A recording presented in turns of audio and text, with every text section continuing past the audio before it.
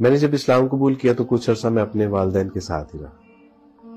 ایک دن شیشے کے سامنے کھڑے ہو کے میں اپنے بالوں میں کنگھی کر رہا تھا اور اپنی داڑھی سنوار رہا تو میرے والد صاحب کہنے لگے کہ بیٹا یہ داڑھی کٹوا دو۔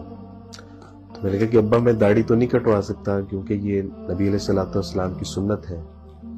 تو ابا فرمانے لگے اچھا ایسے کرو یہ چھوٹی کروا دو۔ میں نے کہا کہ ابا چھوٹی تو داڑھی نہیں ہوتی نا۔ تو ابا کہنے لگے کہ بیٹا اگر میں تجھے حکم دوں کہ یہ داڑھی کٹوا دو، تو میں نے کہا کہ ابا آپ کے حکم کے پیش نظر میں اپنی گردن تو کٹوا سکتا ہوں لیکن داڑھی نہیں کٹوا سکتا۔ تو میرے ابا بڑے حیران ہوئے، مجھے تعجب سے دیکھتے ہوئے فرمانے لگے کہ اوے یہ جو تیرے مسلمان دوست ہیں کیا یہ محمد صلی اللہ علیہ وسلم کو نہیں مانتے؟ انہوں نے تو اپنی کلین شیوز کی ہوئی ہیں۔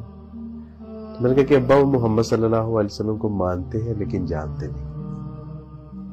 وہ نہیں جانتے کہ رسول اللہ صلی اللہ علیہ وسلم نے ہمارے لیے کتنی دعائیں مانگی۔ آپ علیہ الصلوۃ والسلام راتوں کو اس قدر کھڑے ہو کے اپنی امت کے لیے دعائیں مانگتے رہتے کہ پاؤں میں ورم آ جایا کرتا۔